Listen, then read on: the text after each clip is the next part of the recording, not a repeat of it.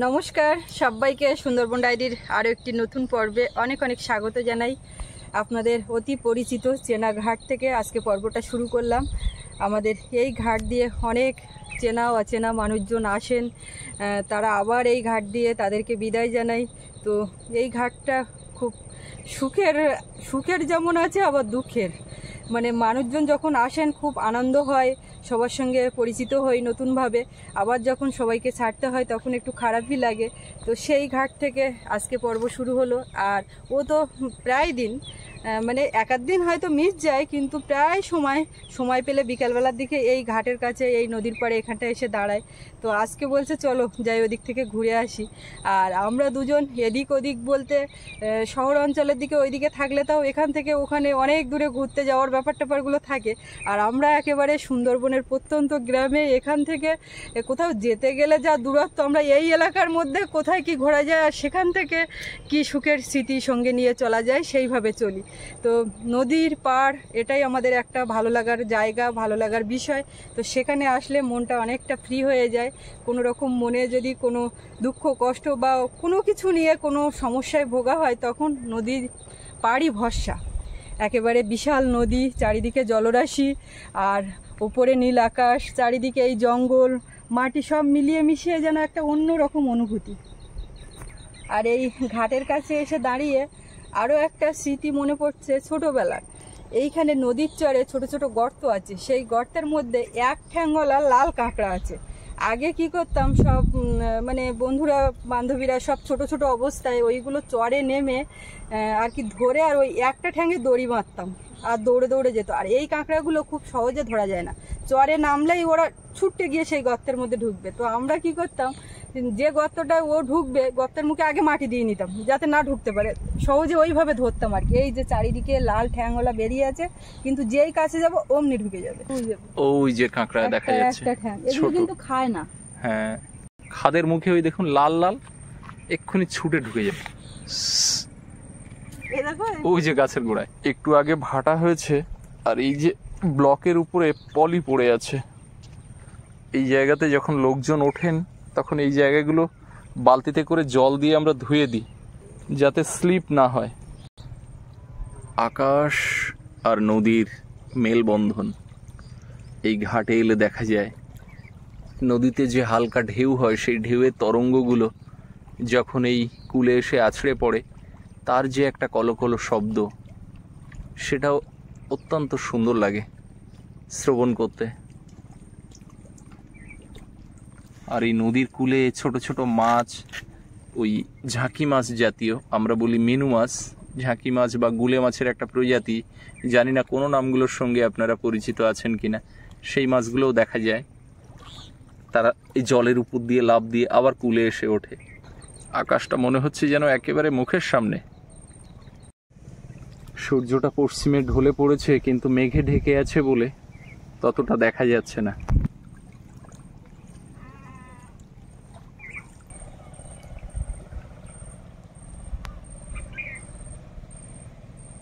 এখানে কি করছো বসে এরকম?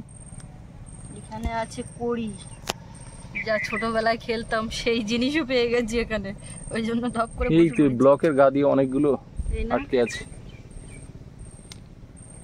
এই 4টে করে লাগতো।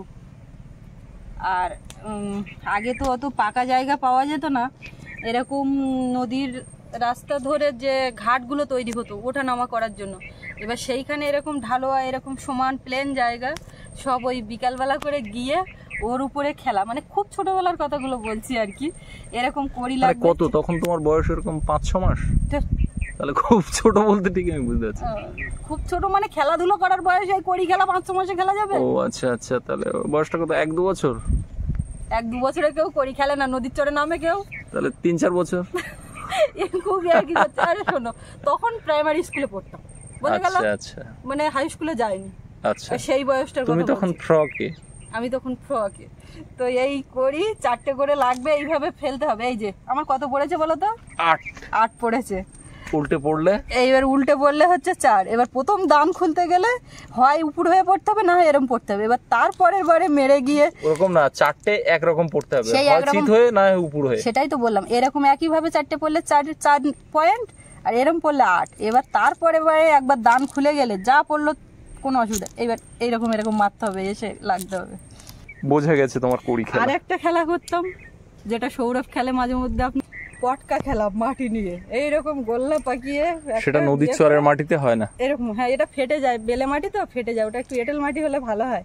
তো দিয়ে পটকা, এবার কার কতটা মানে ফাঁক হচ্ছে, এত মাটির দেশে বাস করি, কিন্তু ওই যেটুকু ফাটবে সেই মাটিটা অন্য অপোজিটে যে থাকবে তাকে দিয়ে পূরণ করতে হবে। এবার তখন চেষ্টা করতাম কি কতটা টেনে টেনে টেনে টেনে পাতলা করে তাকে মাটিটা দেওয়া হয়। এবার লাস্ট খেলার পরে বাড়ি যাচ্ছে, ওগুলো আমরা রাস্তার কাদা নিয়ে খেলতাম। তুই কতটা জিতেছিস দেখাচ্ছে, এইটুকু করে মাটি জিতেছি, নিয়ে পুকুরে ফেলে দিলাম। সেইগুলো এখন বেশ মনে পড়ছে আর কি, অনেক কিছু অবসর সময় পেলে মোটামুটি এইগুলো মনে করা যায়। এখন সবাই একটা সাংসারিক জীবনে যখন মানে পদার্পণ করি তখন আর এই সমস্তগুলো খুব একটা মনে করার সময় পাই না, কিন্তু যখনই একটু ফাঁক পাই এইগুলো মনে করলে বেশ ভালোও লাগে। এই ঘাটের ফাঁক দিয়ে নদীটা দেখা যাচ্ছে, মনে হচ্ছে যেন জানালা দিয়ে বাইরের যেরকম দেখা যায় সেরকম। এইখানে নদীর চরে যেরকম রূপ, এখান থেকে 2 ঘন্টা দূরে অন্য দ্বীপের একটা নদীর চরে গিয়েও দাঁড়ালেও একই রূপ। মানে সুন্দরবনের এই এলাকার নদীর চরগুলোর কথা বলছি, একই রকম গেছো কাঁকড়া, মিনু মাছ, লাল কাঁকড়া, নদীর চরের গাছগুলো সব একই দেখতে পাওয়া যেত।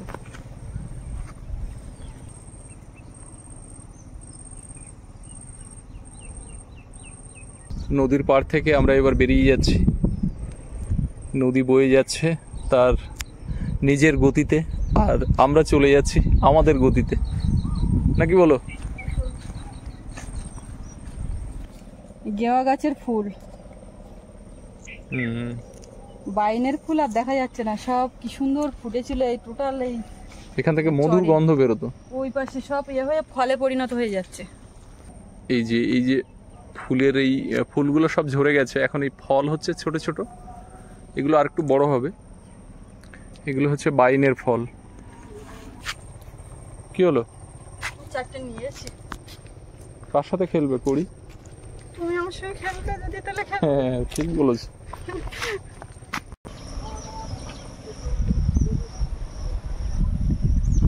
একেবারে চড়া রোদ, পড়ন্ত বিকালে রোদ, তো তাকানো যাচ্ছে না। দুপুরবেলা, ভরা দুপুরবেলা জানা তেজ, তার থেকেও যেন বেশি। সোনা কি গো, বল নিয়ে কোথায় যাচ্ছ? চলো চলো চলো চলো, ঘাম ছুটে গেছে তো, কি খেলছিলে?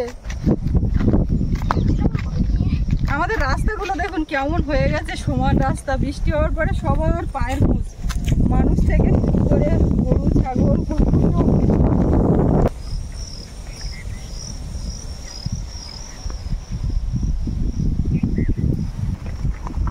আগানো যাচ্ছে না। এই নদীতে রোদের ইয়েটা পড়েছে, পরে যেন মনে হচ্ছে সেই প্রতিচ্ছবি হয়ে হচ্ছে, আয়না রাখলে যেরকম হয় না, আয়নাতে পড়ে ছিটকে চোখে আসে, ওরকম নদীর জলে পড়ে ছিটকে চোখে। আলোটা যতটা লাগছে রোদে যে বিপরীত যে ছায়াটা সেটার আলো বেশি লাগছে। রিফ্লেক্স হচ্ছে।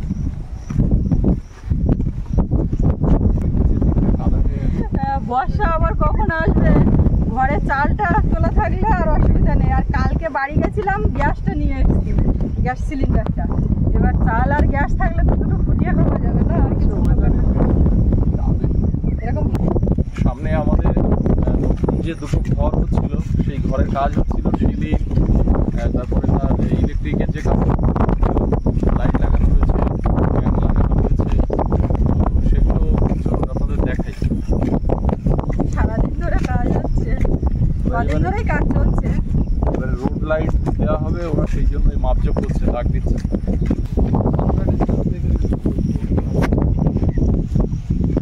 এই রাস্তার একেবারে কি পাশে হবে না? হ্যাঁ, এধার ওধার দুধারে করবে নাকি? হ্যাঁ, লাইট দুধারে দিতে হবে। দুধারে যখন দেবে তখন কি একেবারে সেম সেম, মানে এ পাশে যেরকম নেই, না না, এর পাশে ওরকম জায়গায় একটা এধারে পোস্ট, একটা ওধারে পোস্ট, রাস্তায় যেমন হয়। করে দেবে। তাহলে লাইটটা ব্যালেন্স হবে। তাহলে কত পিস? 15। একেবারে কোথা থেকে? আমার মনে হয় এই যে গাছের গোড়া পর্যন্ত দাও, বুঝলে? এইখান থেকে শুরু করো, বুঝলে এইটা বাবা? এখানে তো গেট আমাদের ব্যাপারটা হচ্ছে এইখানে এই পুকুরের এই পাশ থেকে এটা হচ্ছে কি গেস্টের জন্য করে নাকি এটা হচ্ছে ডোমেস্টিক আর এটা এইখানে গেট হবে আর এই পাশ দিয়ে সব কিছু। তো মোটামুটি এরকম জায়গাতে যদি একটা গেট ওখানেও একটা হবে, কিন্তু এইখানে একটা গেট হবে।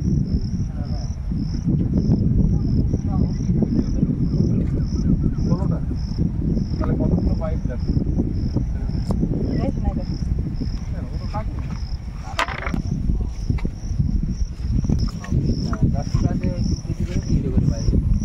কত ফুট করে হবে একটা পাইপ?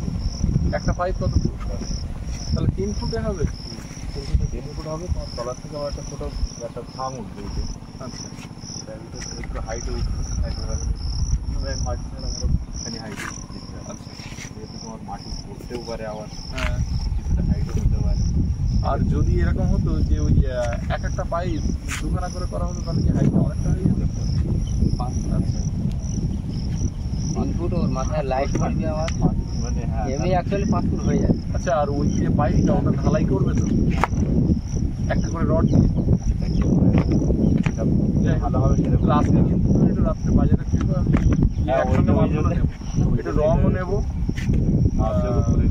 ইয়ে তোমার রং করার জন্য রঙও নেবো, আর পাইপগুলো সব ঠিকঠাক করে নিয়ে আসি তাড়াতাড়ি করে কর, সব কাজটা একেবারে 5টা দিলে 15টা হবে, 6টা দিলে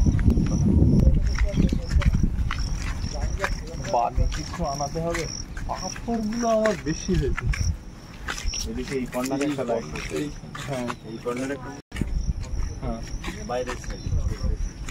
এই কর্নারটা আমি বলেছিলাম একটু ইউটার্ন করতে, ওরা আমি আমার লাইট করতে এই কর্নারে দিয়ে আর একটা থাকবে ঘরের কর্নারে দিয়ে এই সিঁড়িতে ওটা ঠিক আছে। এই রুমটা কিন্তু কমপ্লিট হয়েছে, তবে ওই দেয়ালে রং করার ব্যাপারটা কমপ্লিট হয়নি। হবে এগুলো। এমনি আর যা লাইট ফ্যান দরজা এসছে, দরজার পাল্লা দুটো পাল্লা আজকে রাস্তা শুকনো ছিল, আর এগুলোতে সব ওয়াল কেটে ওয়ারিং করা হয়েছে। এর বোর্ডটা ভালো হয়েছে না, সুইচ বোর্ডটা দারুণ দারুণ। এখানে কিন্তু ওই বাইরে কোনো ব্যাপার নেই, সব ওয়ালের সঙ্গে। হ্যাঁ, লাইন দেয়নি এখন। যাদব, এটা কি লাইন দেওয়া আছে? ও ঠিক আছে, লাইন দিতে হবে। কমপ্লিট না হয়ে গেলে আমাদের লাইনটা দিয়ে দারুণ দেখাচ্ছে কিন্তু। না, এটা তো সম্পূর্ণ আমার প্ল্যানিং। আমি বললাম, দাদা বলতে না করতে হবে না, না, ও ভালো প্ল্যান করেছে। বললাম যে আমি আমার প্ল্যানে করি, তুমি তো তোমার প্ল্যানে ওগুলো করেছো, তো আমি একটা রুম অন্তত আমার প্ল্যানে। খুব ভালো ভালো। সে অনুযায়ী দাদা তো করতে দিচ্ছিল না, তারপরে আমি একটু দাদা কি বলতো, সবকিছুতে একটু ভয় পায়, সবকিছুতে ভয় পায়। ওর এই দেয়ালের গায়ে তুমি আঘাত দিচ্ছ, মনে হচ্ছে ওর বুকে লাগছে, এরকম একটা ব্যাপার। এধারে বাবা, এধারে জানালা দিয়ে যা রৌদ্র আসছে।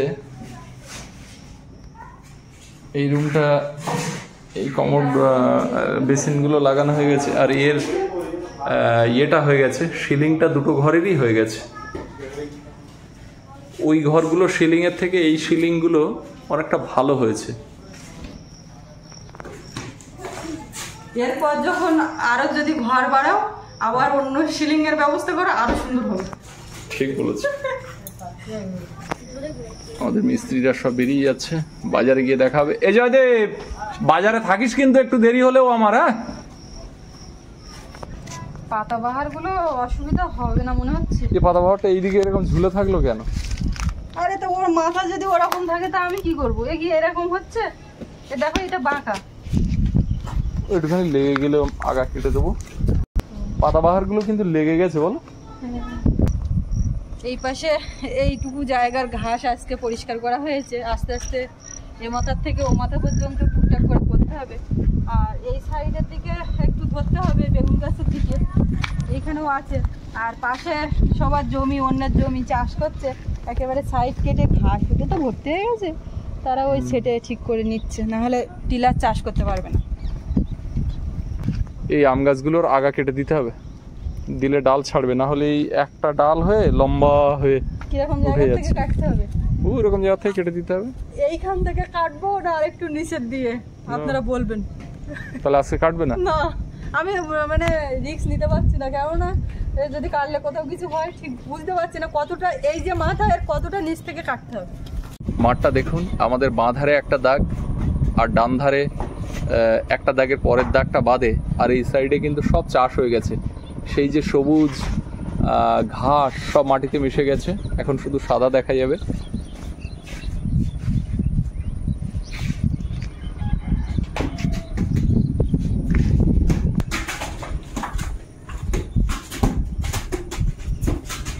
বাপরে, এটা এখন ফুটবল মাঠ হয়ে গেছে। সকল দিক থেকে ঘুরে ফিরে এসে জলঘরে বসলাম। জলঘরে যা হাওয়া, দক্ষিণে হাওয়া দিচ্ছে, তো এখানে একটু বসে দেখি আবার কোন দিকে কাজবাজ আবার সুস্মিতা বের করে, কাজ খুঁজে বের করে, কাজ না থাকলেও কাজ খুঁজে বের করে যে এই জায়গাটা এসে এটা করা হয়নি, এটা করতে হবে।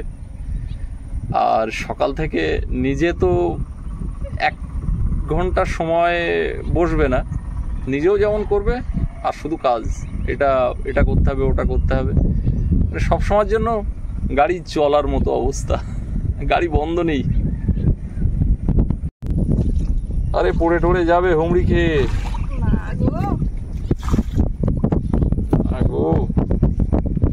জল আবার কোথায় দেবে? আম গাছ তুলে বসিয়ে না, তারপর একটু জল দেবো।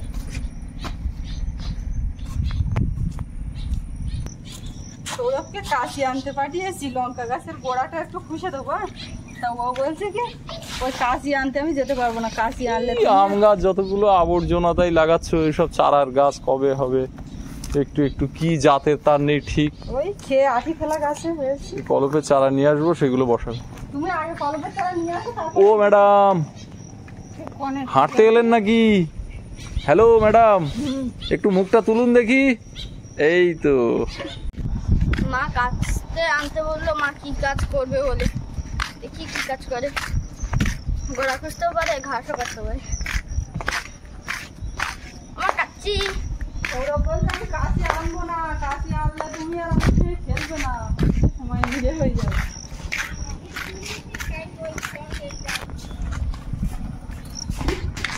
বাবু একা একা খেলতে লাগো, আমি দেখি। যাচ্ছি, গাছগুলো লেগেছে বটে কিন্তু কোনো গ্রোথ নেই, এঁটে গেছে। এইখানে ঘাসগুলো একটু পরিষ্কার করে গোড়াগুলো খুশে দিই। লঙ্কা বাবা দেখেছো কিরাম এঁটে গেছে, তো বাড়ে। ওটা তো বড় মার ভাষা।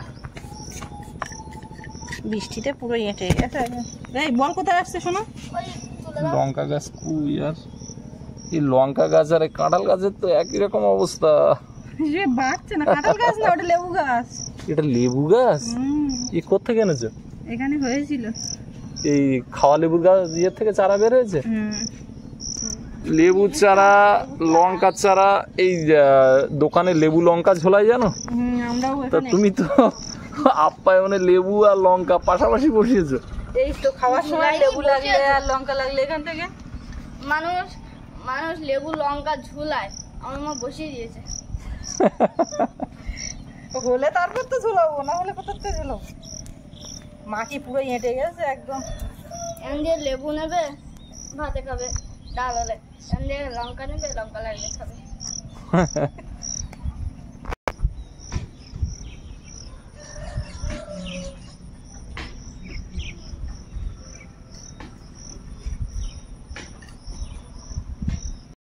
ও সন্ধ্যার আকাশ কি অপূর্ব লাগছে। এখন তো আস্তে আস্তে সন্ধ্যা হয়ে যাচ্ছে, তো তার আগে এইখানে ঢ্যাঁড়স গাছে কটা ঢ্যাঁড়স দেখছিলাম, এই কটা তুলবো। একসঙ্গে করে বেশি না উঠলে তো কোনো তরকারিতে দেওয়া যাচ্ছে না। আগের দিন আমার নতুন গাছ থেকে ঢ্যাঁড়স উঠলো, কুমড়ো পাতার বড়াতে ঢ্যাঁড়স পড়ে গেল। এখন এইখান থেকে কটা তুলে দেখি, একসঙ্গেও হয় না।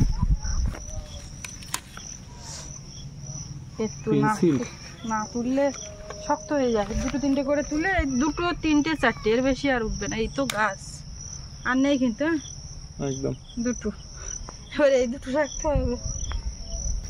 2 ঢ্যাঁড়স এখন কি করি? কাঁচা খাও, ঢ্যাঁড়স কিন্তু কাঁচা খায়। খেতাম তো আগে আমিও। আগে আগে এখন না, আমার কচু বাগানটা বৃষ্টি কি একেবারে বিদায় নিল নাকি আবার? এই দুদিন যেভাবে চড়া রোদ দিল, গাছগাছালিগুলোর উপরে খুব প্রভাব পড়ছে। হ্যাঁ, তোমার এই শশা গাছ দেহ রাখবে কিনা তাও বুঝতে পারছি না, লাল হয়ে গেছে দুটো। কথা বলো, এই দুটো যেন কেমন লালচে লালচে লাগছে। ওরকম হয়। এই শসা ধরে আছে, শশা তো ধরছে, দাঁড়া, হাত দিও না, হাত দিও না, হাত দিও না। এই তো এই একটা, ওই একটা, তুমি অন্ধকারে দেখতে পাচ্ছ? এখন থাকলে ভালো।